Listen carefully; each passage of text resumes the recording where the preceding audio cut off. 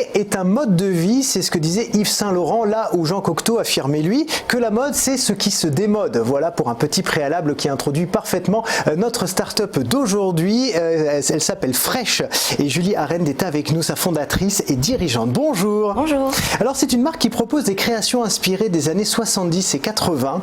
D'où vous est venue cette idée, cette envie de créer votre propre marque? Déjà, j'ai grandi dans une famille de couturières, donc la mode a toujours été part entière de ma vie, les tissus, les matières, la couture. Après, j'ai un papa financier, donc j'ai fait un double cursus, école de commerce et mode. Je travaillais très longtemps pour des grandes maisons et un jour, j'ai eu envie de créer ma propre marque parce que je trouvais qu'il manquait quelque chose dans l'offre produit. Mais alors pourquoi les années 70 et 80 Vous étiez toute petite à cette époque? Oui, je sais pas. Je crois que c'est une période à laquelle j'aurais adoré vivre.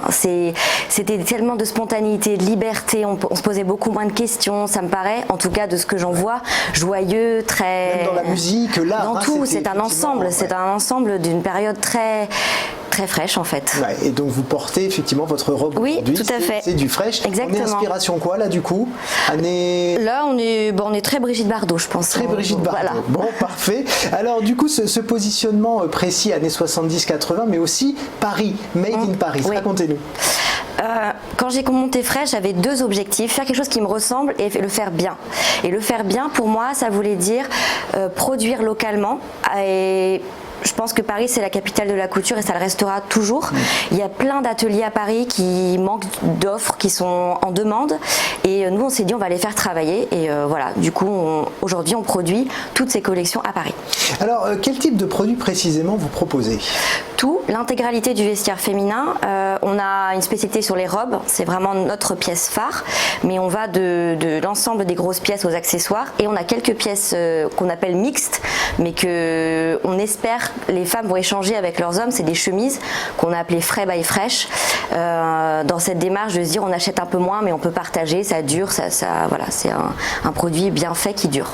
Vos produits, on peut les trouver uniquement sur votre site ou votre plateforme ou vous êtes aussi en boutique? On a une boutique rue des Martyrs dans le 9e depuis 1 an et demi et c'est une boutique qui à la fois nous permet de rencontrer nos clientes et de comprendre leurs attentes et du coup d'ajuster notre offre. C'est vraiment quelque chose qui sur le digital n'est pas possible aujourd'hui. On peut dire ce qu'on veut, la technologie avance, il y a beaucoup de choses qui se font très très bien en ligne mais pas le contact humain qui reste précieux dans la boutique. Alors comment est-ce que vous créez vos collections? Justement ces années 70 et 80, on s'en rappelle un petit peu, mais je sais pas, est-ce que c'est le cinéma? Est-ce que c'est les grandes idoles de ces moments-là? Vous parliez de Brigitte Bardot par exemple. Ouais, je crois que c'est un peu tout l'esprit de cette année-là. J'ai une associée qui gère la production, mais elle me laisse mes petits moments de divagation. On peut pas créer en étant au bureau, c'est impossible. On crée parce qu'on lit des livres, on voit des magazines, on va à des expos, effectivement on regarde des films et tout à coup il y a quelque chose qui prend. On fait ce qui s'appelle des planches, où on fait des petits collages, voilà, je fais plein de choses comme ça et une fois que ça prend sens dans ma tête, je le montre à mon associé qui elle après prend le relais avec l'atelier. Donc c'est un processus finalement assez long, mais une fois que les idées sont en place, c'est très court. Alors votre mot d'ordre c'est fuyez les dictates. Ouais. On entend beaucoup parler des dictates de la mode. Qu'est-ce que ça veut dire pour vous précisément?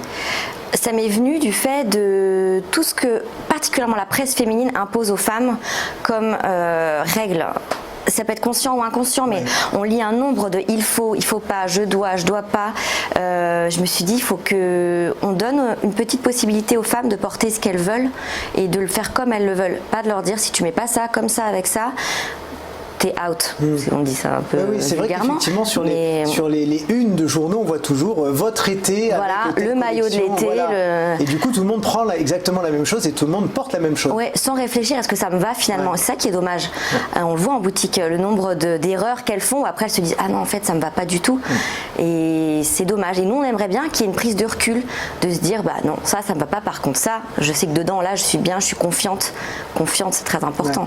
Voilà. Et du coup la mode chez Fresh justement, ça correspond à l'état intérieur de la personne qui vient vous voir, c'est ce que vous diriez? Quand vous portez par exemple cette robe bleue estivale, bleue et blanche, ça dit quelque chose de vous finalement? Donc c'est un petit peu ce que vous voulez mettre en avant. Oui, ça veut dire là aujourd'hui j'avais envie de mettre ça. Je me suis pas dit est-ce que le lundi matin je dois mettre ça pour passer c'est ça. à la télé. C'est exactement. Mais j'avais envie de mettre ça. Je me sentais dans ce mood-là ce matin. Voilà.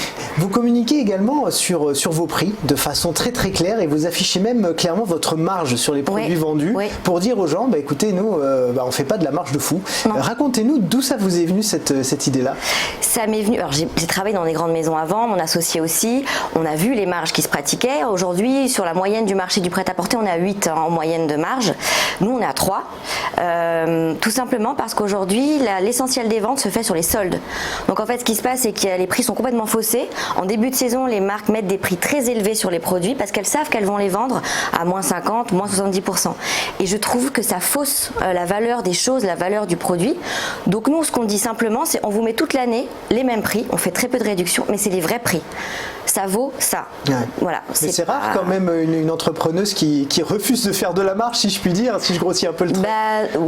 Je sais, on fait la marge qui nous permet de faire la collection d'après. Effectivement, on n'est pas en train de s'enrichir inconsidérablement, mais en tout cas, on est honnête. Ouais. Et il y a plein de marques qui commencent à rentrer dans ce créneau parce que les clients, une fois qu'ils ont compris ça, ils sont très très vigilants sur les prix et les soldes et ils se rendent compte qu'un produit à 70%, ça n'a pas de sens. Ça veut dire que tout le reste de l'année, c'est un produit qui n'est pas à sa valeur juste. Voilà, donc il faut faire attention. Ouais. Est-ce qu'une marque comme vous est finalement soumise à la saisonnalité des collections comme on les connaît pour les grands printemps, été, automne, hiver, etc. Ou est-ce que vous sortez des collections beaucoup plus rapprochées? Comment ça se passe pour Alors, dans la même lignée qu'on est en dehors des dictats, nous, on ne s'impose pas de règles. C'est on produit et on lance quand on le sent. Vous voyez, là, on est presque fin juin. Ouais. On n'a pas eu de printemps quasiment, on n'a pas eu d'été. À mon avis, ça se décale un petit peu. Donc, si on avait lancé comme tout le monde l'été est là, on serait comme tout le monde en train de faire des grosses soldes et des grosses ventes privées parce qu'on a du stock. Donc en fait on décale et ça nous permet d'être réactifs aussi, d'être à Paris. En 2 semaines on peut sortir des produits, c'est ça qui est génial. On se dit ah ça y est il va faire beau, hop on lance des petites robes, des petits. Donc gestion de stock c'est pas mal aussi. Ouais. Vous avez également une vraie démarche solidaire, responsable, écologique. Comment ça se matérialise concrètement? Toujours la même cohérence, on produit à Paris. J'ai un petit souci avec le mot écolo et mode qui vont ensemble parce que pour moi c'est assez antinomique, mais en tout cas on est dans une démarche responsable de se dire si on veut être sincère et honnête, la mode écolo c'est on arrêterait de faire de la mode, c'est l'industrie qui pollue le plus dans le monde. Nous ce qu'on fait, on produit à Paris, ça veut dire très peu d'empreinte écologique, on ne fait pas revenir des produits de Chine ou d'une autre partie du monde. Les tissus sont européens, très souvent italiens, on fait travailler des adultes, expérimenter, ça j'insiste, mais dans la mode c'est très rare. Donc voilà, c'est notre engagement de faire du produit bien fait. Et c'est possible alors que la mode soit éco-responsable un jour, totalement éco-responsable? Je crois qu'il faudrait éliminer beaucoup d'acteurs pour que ce soit éco-responsable. Mais comment on peut y arriver? Je pense déjà en essayant de faire moins mais mieux. Moins mais mieux. Ouais.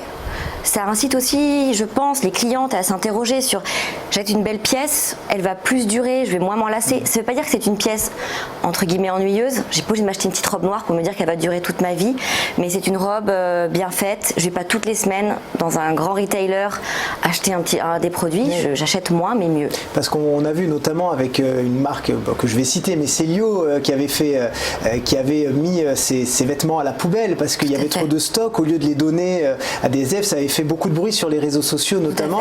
Donc il y a ce problème-là. C'est un énorme problème. C'est ce que je vous disais tout à l'heure, la gestion de stock, c'est un peu le nerf de la guerre. H&M a eu le même problème il y a quelques temps. Ils ont brûlé des millions de produits. Donc on produit trop, c'est sûr. Alors finalement, votre positionnement années 70 et 80, est-ce que ça veut dire que la mode c'est un éternel recommencement? Est-ce que ça veut dire qu'en 2080, on portera des robes des années 70 ou 80? J'espère qu'en 2080, il y aura des robes fraîches encore. Oui, j'espère pour vous. Oui, je pense que la mode c'est un éternel recommencement, mais on reprend le passé, on le refait à notre sauce. C'est pour ça que c'est ce qu'on dit, c'est rétro, mais c'est fun. Parce que là, il y a le retour de la banane notamment, qui n'était pas un accessoire fantastique des années 80. 90, non, mais ça revient. mais tout revient. Le chouchou dans les cheveux, le une pièce, vous avez vu le retour d'une pièce en maillot de bain. C'est un énorme revival, tout revient. Mais c'est toujours s'interroger, est-ce que ça me va? Est-ce que tout le monde va mettre une banane? Non, il faut avoir la petite dégaine qui va avec, sinon c'est ridicule. Voilà. Alors votre actualité, pour conclure, c'est une nouvelle collection qui sort en juillet. Vous pouvez nous en parler un petit peu? C'est la collection qu'on appelle pré-fall, donc pré-automne. Mais comme je vous l'ai dit, on se rend compte qu'il va faire encore beau un petit moment. Donc on y a mis beaucoup de robes, beaucoup de fleurs, beaucoup d'été encore dedans. Et puis c'est la sortie de notre première maroquinerie qu'on a fait avec une marque française. Donc c'est fait en France et c'est un très beau sac, le premier qu'on sort. Donc voilà, on est assez impatients. Donc vous avez ouvert la maroquinerie, Ouais. peut-être après quoi les accessoires? Je pense la chaussure, ça serait intéressant d'aller dans la chaussure. Ouais. Voilà. Mais il faut trouver le bon fabricant. Ouais, vous avez donc plein d'idées en tête pour le développement. Tout à fait. Eh bien merci Julia Merci Redd. à vous. Je rappelle que vous êtes cofondatrice et dirigeante de Fresh Paris.